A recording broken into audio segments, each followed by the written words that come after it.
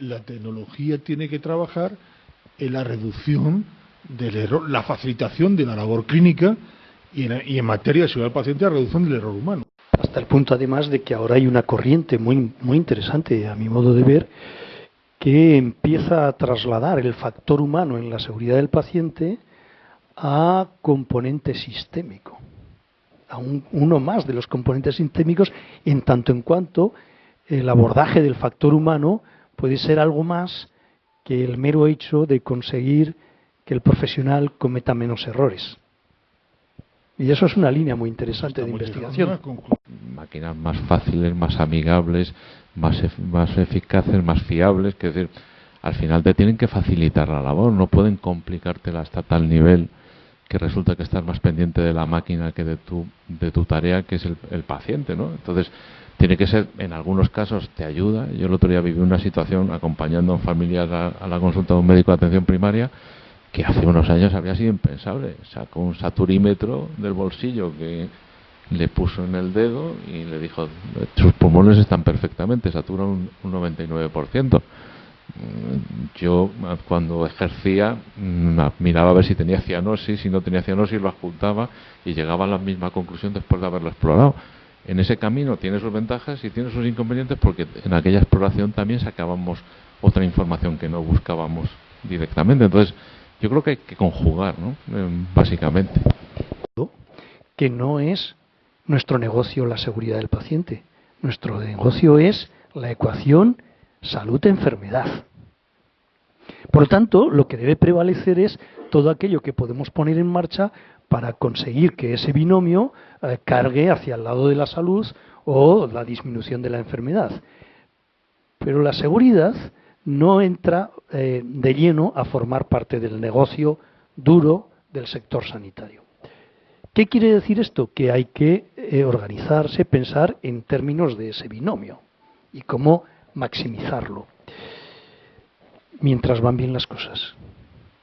Porque si las cosas van mal, pues entonces la seguridad tiene que ocupar el primero de los escenarios y estar por encima de esos otros objetivos. Pondré un ejemplo. En el diseño y en el trabajo de una central nuclear, un diseño, o sea, voy a poner un ejemplo de la vida misma y además real, ¿no? Pues evidentemente el negocio de las petroleras es sacar petróleo, por ejemplo, del fondo del mar, refinarlo y ponerlo a la venta para, en fin, facilitar la vida a las personas y ganar dinero en el camino. Por lo tanto, el negocio de las petroleras no es la seguridad ni de las centrales de extracción del petróleo ni de los operarios. Pero no sé si recuerdan aquella central petrolera extractora en Estados Unidos que en fin, que se desarrolló por un fallo en el diseño de unos de los circuitos, un incendio tan brutal como que ¿qué es lo que ocurrió cuando se inició el fallo? Que entonces ya el objetivo de la empresa ya no era el petróleo, eran las personas que trabajaban en la central. Pues aquí lo mismo, es decir, nuestro núcleo de atención es el enfermo o el ciudadano sano que no queremos que enferme, cuando hablamos de parte del contenido de mi especialidad, medicina preventiva y salud pública. También el primum non nocere es una de las obligaciones de los médicos, ¿no? Y la seguridad muchas veces no hemos tenido los datos ni el conocimiento suficiente de lo que podíamos estar realizando, porque no hemos tenido un buen sistema de errores en medicación, de sucesos centinela. Es decir, es una información que, como bien decías, yo creo que no teníamos a pie de cama. Cuando empiezas a tener mapas de resistencia antibacteriana, mal uso de antibióticos, cuando esos datos que todos los sistemas de información nos permiten ahora, yo creo que la revolución es que la información está online casi en el mismo momento. Te permite tomar decisiones que pueden influir en la seguridad de ese paciente. Y yo creo que la ecuación sería incluirlo como una faceta más, obviamente. Al final también, evidentemente, más datos disponibles, porque tenemos sistemas que nos lo permiten, que deben ser bien gestionados para que aporten información útil. Como aquel decía, dice, pasar de la información al dato y cuando ya lo conviertes en algo que te es útil, lo aplicas, es inteligencia, ¿no? permite, ¿no?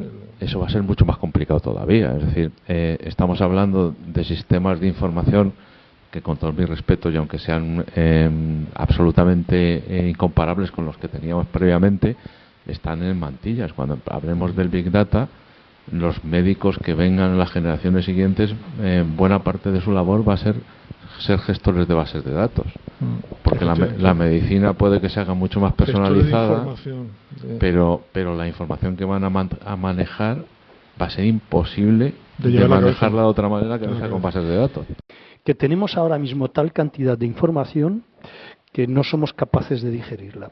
Y para intentar asumirla un poco, que no digerirla, que eso todavía no es posible, pues nos inventamos primero las especializaciones, cada cual aporta un saber más específico para una materia, después el trabajo de equipo, en equipo, y ahora a eso tenemos que introducir estos otros elementos de manejos tecnológicos importantes que nos permiten, en fin, yo creo que nos van a permitir grandes avances.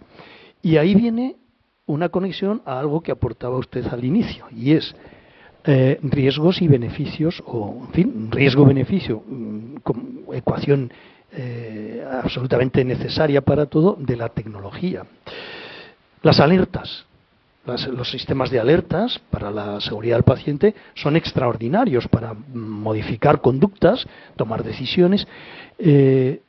Claro, las alertas es un avance muy importante que se puede introducir en la historia clínica electrónica, etcétera, etcétera, etcétera, y nos van a decir, cuidado, que esta situación puede perjudicar al paciente. Tienen a su vez dos riesgos. El primer riesgo, el exceso de alertas, que viene condicionado con el exceso de información y el exceso de conocimientos que tenemos. Saturación. Y si estamos saturados de alertas, ¿vamos a hacer caso a las alertas? No. ¿Cómo elegimos las alertas que son? Es que esa es la dificultad. Quiero decir, yo siempre digo que los sistemas de información, o los informáticos, como decimos coloquialmente, deben hacer lo que los profesionales necesitan que se hagan o definan que se haga. Es decir, yo estoy de acuerdo, es decir, yo estoy absolutamente de acuerdo que la cantidad de datos que te inundan lleva a la parálisis por el análisis, y uno puede estar analizando cosas que al final dice, esto no sirve para nada. Cuando tú tienes un gran número de alertas, empiezas a no hacer caso a ninguna de las alertas.